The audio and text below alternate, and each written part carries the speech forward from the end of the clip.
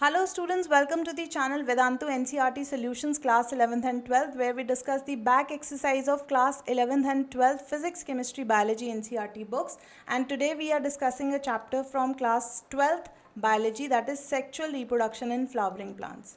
Sexual reproduction in flowering plants की हम बात कर रहे हैं, जिसमें हमें डिफ्रेंशिएट करने को कहा है between hypocotyl and epicotyl, coleoptile and coleorhiza, integument and testa, and lastly perisperm and pericarp. So let's begin with the A part. Children, perisperm और पेरिकार्प में डिफरेंस समझने के लिए you need to know the structure of a dicot seed. So let's say this is a dicot seed. You can see there are two cotyledons. In the center you can see there is an embryonal axis. So this is an embryonal axis. If you look at it children, center में embryonal axis के हमें एक node मिलेगा जिसको हम बोल सकते हैं cotyledonary node, जहाँ से cotyledons arise कर रहे हैं. And children, whatever portion you see above this cotyledonary node is epicotyle. It is epicotyle. And whatever portion you see below this cotyledonary node, that is hypocotyle. If you look at the tip of epicotyle, आपको एक structure मिलेगा, एक point मिलेगा, that is called plumule, that is going to give rise to stem. And if you look at the tip of hypocotyle के tip पे आप देखोगे तो आपको एक structure मिलेगा called radicle. Radicle is going to give rise to root in the future. तो बच्चों अगर देखा जाए, एपिकोटाइल वो रीजन है वो कॉटिलेडन्स के अबव लेवल पे मिलेगा आपको, और हाइपोकोटाइल वो रीजन है जो आपको कॉटिलेडन्स से लोअर लेवल पे मिलेगा. So let's write the difference. If this is hypocotyl and this is epicotyl, this is epicotyl. So hypocotyl is the region of embryonal axis below the level of cotyledons. Below the level of cotyledons is known as hypocotyle. This is the first point, right? And epicotyle is the region of embryonal axis above the level of cotyledons. This is above the level of cotyledons. Cotyledon के ऊपर वाली side जो आपको portion मिलेगा that is epicotyl. Secondly children, it had radicle at its tip. Hypocotyl की बात हो रही है, it had radicle at its tip. और अगर हम एपिकोटाइल की बात करें, it had plumule at its tip. So obviously plumule से स्टेम अराइज करेगी and radicle will develop into root.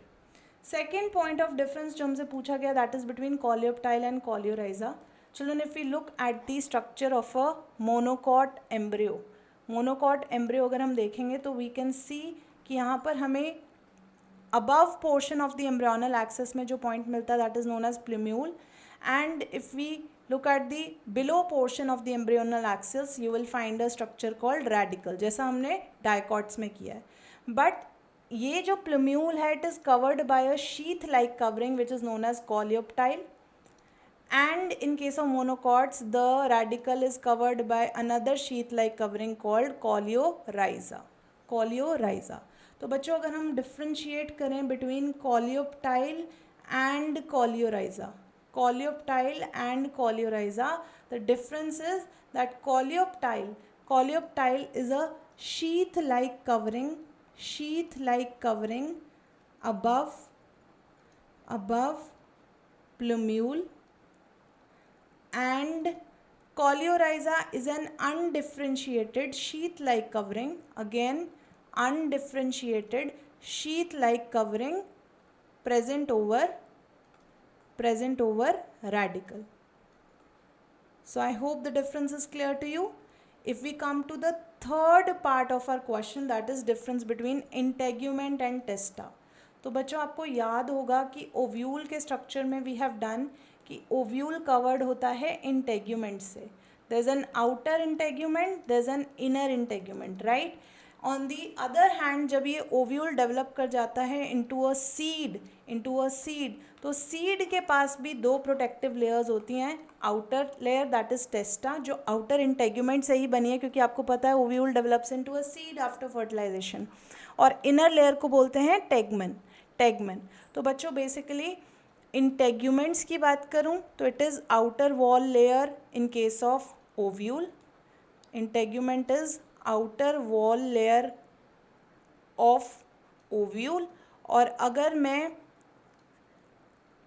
टेस्टा की बात करूं that is outer wall layer of seed. Is that clear to you? सबको समझ आया? And lastly children, they are asking you difference between perisperm and pericarp. तो बच्चों आपको याद करना होगा, आपने पेरीस्पर्म कहाँ पढ़ा है? सीड के अंदर, that there are perispermic seeds which have nucellus persistent in them. वैसे तो सीड के अंदर न्यूसेलस पूरा का पूरा कंज्यूम हो जाता है as a food, but children जिन सीड्स के अंदर reserve food material in the form of nucellus बच जाता है, that was actually present in embryo sac earlier, ऐसी सीड्स को पेरीस्पर्मिक सीड्स कहते हैं.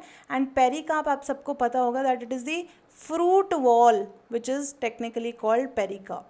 फ्रूट वॉल को टेक्निकली हम पेरीकार्प कहते हैं. So children, if you want to write the difference between perisperm and pericarp, you can take a note that perisperm is